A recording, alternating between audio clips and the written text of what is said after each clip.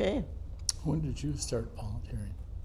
I started after I retired in, it was either the fall of 2020 or spring of early 2021 during COVID.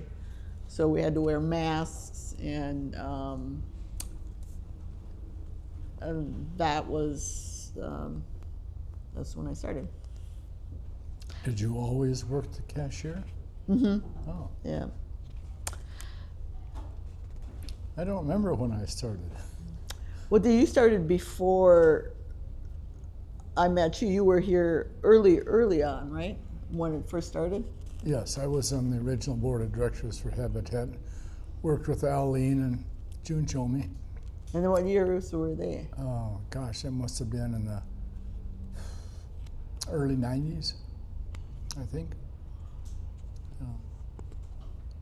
I was also the faculty advisor for the Habitat organization on campus for the students.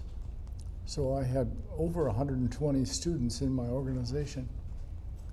And they all wanted to come and build. Don't blame them. That never worked out very well because at that time in Habitat they had 4 or 5 male volunteers who liked to work on construction. And so they would get together every week and they'd go out and work on construction. So they were very good, didn't need much supervision. But consequently, there never was any space for my students. And I would keep complaining to the board, like, you know, we have to find ways to get young people involved so they get a lifetime commitment. But that, these men did not want to supervise. They did not want the students to work. They wanted to work. Oh, okay. So, yeah. Uh-huh. Mm-hmm. Connie, do you want to talk a little bit more about like why you even considered reaching out to Habitat in the first place, or where you were at in that time in your life when you wanted to start volunteering? Well, I knew Mary Hatlevig, who had been volunteering here for a number of years, and she's from Melrose as well, and she encouraged me to volunteer here. And then after I retired, I thought there would be, of any place that I would like to volunteer, I thought this would be the place, because it's one of those places that does good in so many ways. You can reuse stuff that you don't need anymore. Somebody else can get it for a cheap price, and the people that buy it for a cheap price are just thrilled to get something for a cheap price, and somebody gets a house as a reward. So it's win-win-win. I like that. Connie generally buys something every week. every week. Last week she got the picture of her cat. Yes. Did you put that up already? I did, and my husband was wondering what that noise was. Big picture of my tuxedo cat. Yeah. A question for both of you, and you can keep like looking at each other like you're conversating. What is advice to someone who would give volunteering for the first time if they're completely new to Habitat? Well, I'd just say it's so easy because people who work here are just so kind. I mean, it's Yes. it's such a good group of people here. I mean, I really enjoy being in their presence. Yeah, the training is fairly easy, and I think as long as you show up, that's the. So it is. I mean, I would second what Connie said. It's a good organization, and so it's an organization that doesn't have any major scandals at the national level. So. Cool. I'm gonna pop out and chat with one of our construction volunteers quick. But why don't you tell each other about a mistake you made while volunteering and how you learned from it? Last week?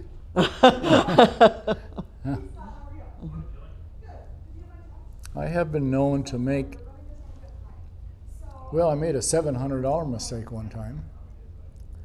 I don't know what the purchase price of an item was, but it was like $100, and I was attempting to give them $700 in change.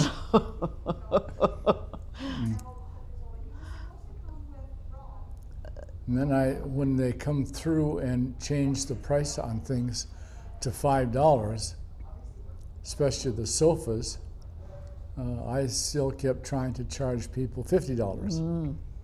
And it was an Amish family. And I kept charging them $50, and they'd say, no, it's $5. And I think finally you said to me, John, it's $5 discount. Was kind of embarrassed with that.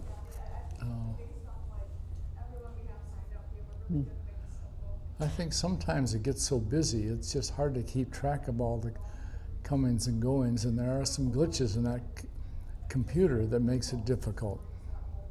When it doubles up on the location, and then you're supposed to go back and try to put discounts on part of those. Oh, right. I'm not sure there's a way to solve that. Yeah. I found that when I make a mistake, overall, the clients or the customers really are very forgiving. Yes. That's what another good thing about working here is that in most cases we have customers that will wait in line for half an hour to purchase something because we have one register, and it takes a while to get through, especially if somebody has a cartload of Small things. So the people that are end of the line, they wait a long time, but they're patient. When they finally get there, they're happy to get it, and they might just have one item or two items that are. The other thing I've noticed is that they help each other. Like if there's a mother with a child and she's bought some small table, they'll offer to take it out for her or hold. They're really some. Not only are the people that work here good, the people that shop here, they seem to be pretty darn decent. I can only think of one person who sometimes gets kind of ornery. Yeah, yep. And we just have to stay away from any current topic, although he occasionally brings that up. But other than that, people are generally fun to be around. So you talked about your mistakes. Can you tell me about an accomplishment or a time you felt really proud of your work with Habitat? Well, it feels good if there's a long line and we can get through the long line efficiently. I like that feeling, like, whew. There are some people who want floor help. One woman wanted me to go out on the floor with her, find something for her, agree to fix it or take a leg off, and she kind of tagged along with me most of the time, and I kept trying to put her off to the people in back. But she genuinely appreciated it. Or people will ask for advice, like, will this fit? Will this fit in my car? Will this fit in my house? And I don't know. I think you probably have to measure those things. We have one fellow, Elford. Is he still coming? Yeah. He is an older gentleman, and I think it was his daughter or granddaughter came one day and was talking about him and said he's got some real bad terminal disease, but he likes to come. He's tall, and you can see his hat moving around the shelves. She says this is his happy place. He just enjoys coming here. She says the family does not worry what he buys. He can buy anything that he wants.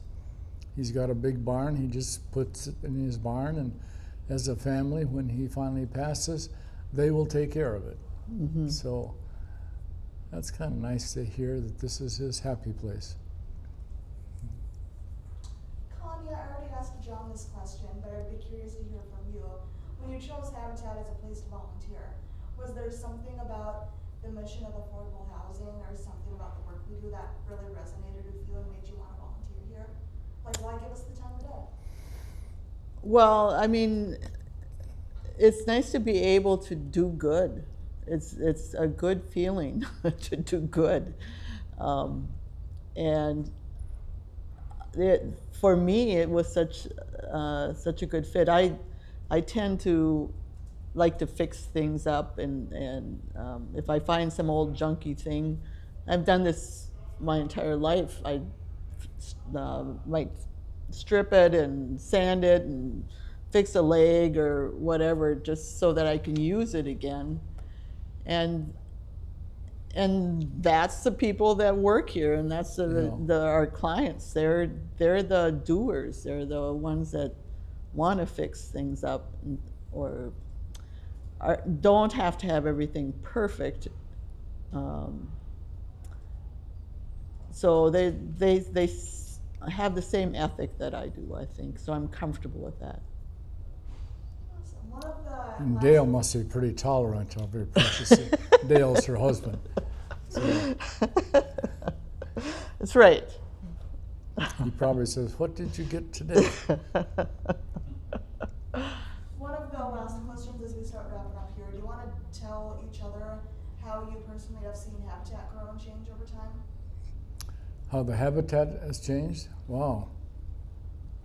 I mean, obviously, when I started, we were trying to find a place to meet the board members, and there is I think it's one of those alcohol where people meet for alcohol meetings down by Hamilton School, and there was a little place we could use that for free.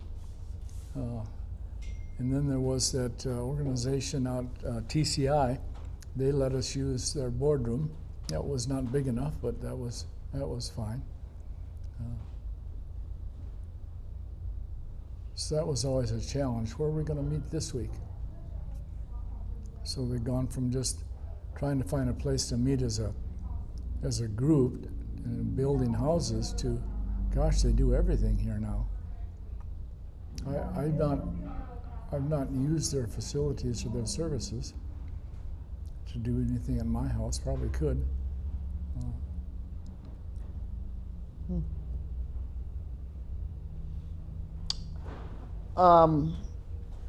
Well, I wanted to add one other thing about a client before I go on to that.